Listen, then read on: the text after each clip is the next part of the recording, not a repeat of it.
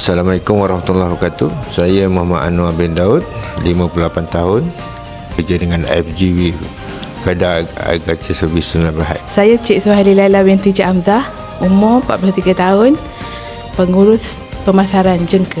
Kerja asal saya memang dulu dengan FGW selama 42 tahun. Sepatutnya bersara pada tahun 2027, tapi saya ambil bersara awal untuk bersama terus beri komitmen penuh kepada Kedai Emas Seri Semantan. Dan saya dengan Kedai Emas Seri Semantan adalah pengurus hal ehwal korporat, membantu semua orang.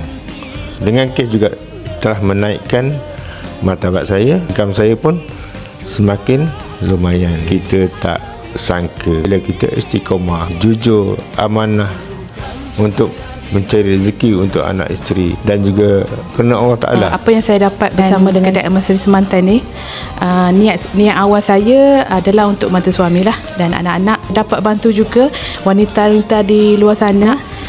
Sekaligus juga saya dapat juga bantu adik-beradik dan mak saya. Okey, sebenarnya kita ni dalam keadaan struggle ya. Kita okey. Tapi dengan Kedai Emas Seri Semantan ni saya nampak selama dekat setahun ni kita boleh pakai kereta.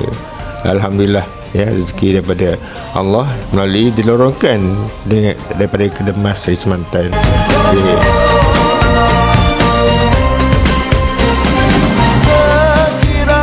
Satu kata-kata dari kami, rebutlah peluang ini. Peluang datang dalam keadaan kita tidak bersedia untuk membesarkan impian anda. Kesusahan bisa mengajar.